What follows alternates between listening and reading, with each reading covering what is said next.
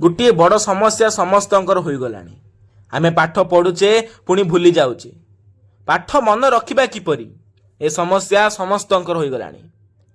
जे मु पाठ पढ़ुची बहुत कष्ट करी पाठ पढ़ुची माइंड रु कुआडे पळै जाउची, पाठ मन रखिबे किपरि।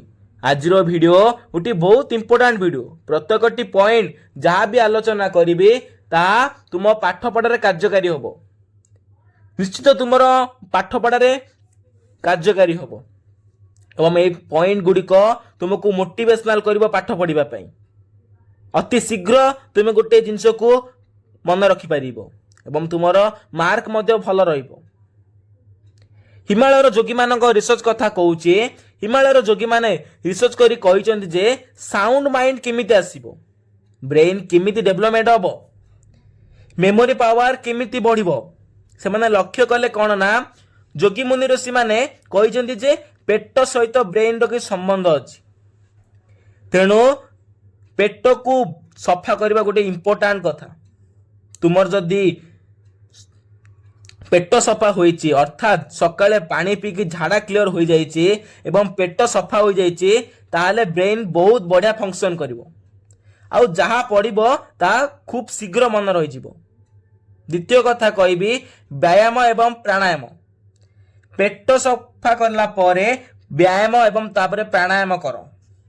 मु तुमको कहूची तीनोटी प्राणायाम जोटा कि तुम ब्रेन को पावर को बढ़ाई दबो, मेमोरी पावर को पूरा बढ़ाई दबो, जोटा कि जोटा भी पढ़िले सांगे सांगे मन रही जिवो, थरे पढ़िले सबुदिन जाई मन रही जिवो। तेणु मेमोरी पावर को बढ़ाइबा पाई तुमे प्राणायाम करबा उचित। प्रथम प्राणायाम होचे ओम उच्चारण। ओम उच्चारण केमिति करिवो ना पेट छाती फुल करिकी निश्वास नै जिवो, तापरे केवल पाटी द्वारा ओम उच्चारण करिवो, तापरे ऑटोमेटिकली लास्ट को म उच्चारण हो जिवो। एई भली भाबे लंगर टाइम करिवो, देखिबो तुमर माइंड कंसंट्रेशन हो जिवो। सबुठ बड़ कथा मेमोरी पावर माने mind is a to memory.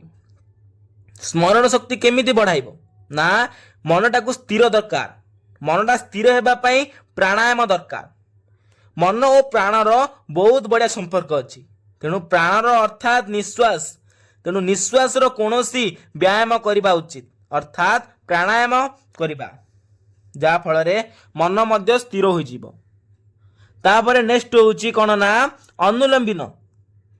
अनुलोम विलोम, अनुलोम विलोम माने नाक पुडारे गोटिए पेट गोटिए पटे बंद करिकी निश्वास नेबो, तापरे ताकू छाड़ी दबो, पुणी गोटिए पटे बंद करिकी प्रश्वास छाड़िबो।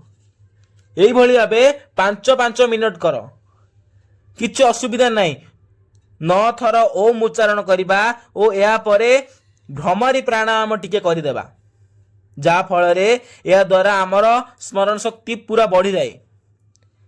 तापरे कहूची ना मन को खाद्य देबा। ए मनर खाद्य कौन? ध्यान करिबा। तेणु प्रतिदिन 5 ରୁ 10 मिनिट ध्यान करो।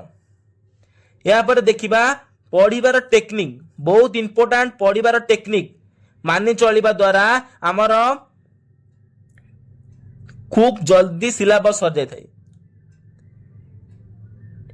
आमे पढ़िबा किपरि ना पढ़िबा समय रे डाहाण पटे गोटे खाता रखिबा, टिके लेखिबा एवं आउ टिके पढ़िबा, जहाँ पढ़िबो ता पुणी लेखिबो, तेबे जाई सब जिनस मन रखि पारिबो। बारंबार निजको टेस्ट करो, निजको टेस्ट करबा द्वारा ही निजर कोउटी कोडे भूल होची तुमे जानि पारिबो।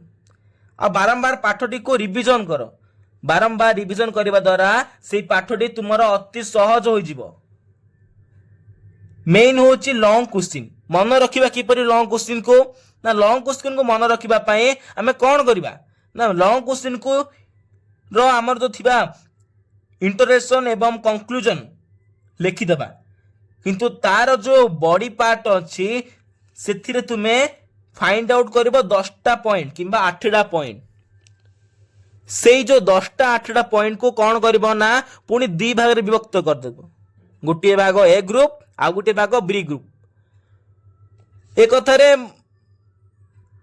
मन रखि परिबो नै सब जाक, तेणु एकाथरे सबुगुड़िक मन रखिले सेरा हबनी।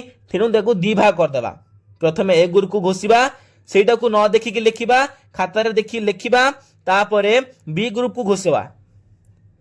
बी ग्रुप को घोषिला परे ताकू न देखिकी लिखिबा। या द्वारा अति शीघ्र मन रही जाय थाए। शॉर्ट क्वेश्चन गुडी को बारंबार ताकू ऑडियो रेकॉर्ड द्वारा सुनिबा एवं आंसर गुडी को लिखि क्वेश्चन गुडी को मन रखेबा। मन को कौनसी प्रकार डिस्ट्रैक्शन करबा नाही एवं निज लक्ष्य को सदा सर्वदा आखि आगे रख। सबु बेले मनटा को जाग्रत रख। मनरे कौनसी नकारात्मक चिंता को आना नाही। मन भीतर को खराब चिंता आना नाही। मन को पूरा पवित्र रख। ये पॉइंट गुडी को जोड़ा आलोचना कले भाव एक पॉइंट गुडी को सदा सर्वदा तुम कार्यकारी अटे एवं बहुत इंपोर्टेंट पॉइंट तुम पाई। एगुडी को मानि चलले तुम माने निश्चित भाव चेंज हो जिवो एवं 100% पाठ पढ़ी मार्क आनी परिबो एवं निज कार्य सफलता पाई परिबो। तो लक्ष्य स्थल सफलता पाई परिबो। धन्यवाद।